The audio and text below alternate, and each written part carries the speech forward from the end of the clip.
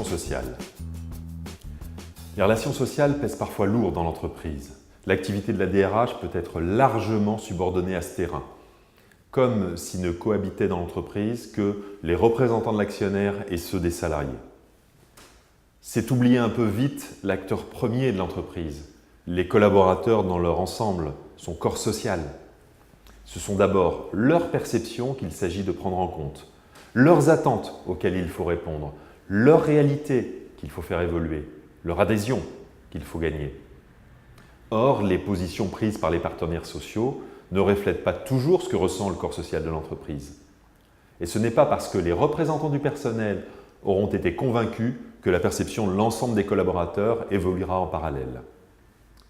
Écartons toute ambiguïté.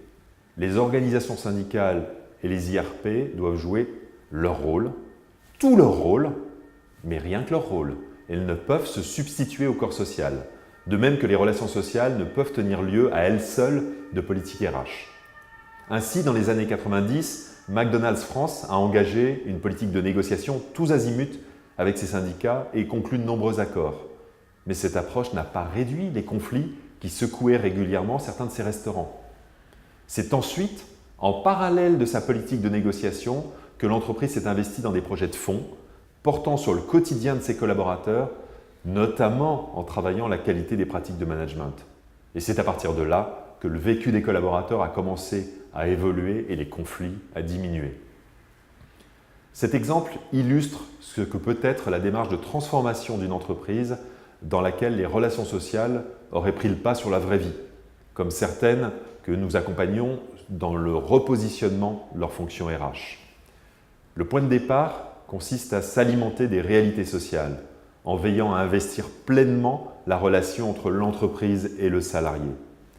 Présence terrain des équipes RH, réappropriation de cette dimension par le management, analyse du climat social, etc. Au cœur de cette approche, une nécessité, penser la relation directe de l'entreprise avec ses salariés comme première, primant sur les autres et ne se déléguant pas. Ce qui implique de traiter chaque enjeu en se centrant sur ce que vivent les collaborateurs, en les associant à la construction des réponses et en faisant jouer un rôle central aux managers. Le centre de gravité de l'activité de la DRH est alors repositionné sur le quotidien des collaborateurs, plus que sur le jeu d'acteurs auquel peut se limiter le dialogue social.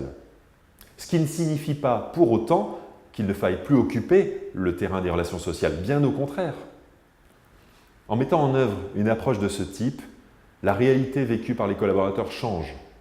Les motifs de tension disparaissent progressivement et les relations sociales retrouvent alors leur place naturelle dans la gestion des ressources humaines de l'entreprise.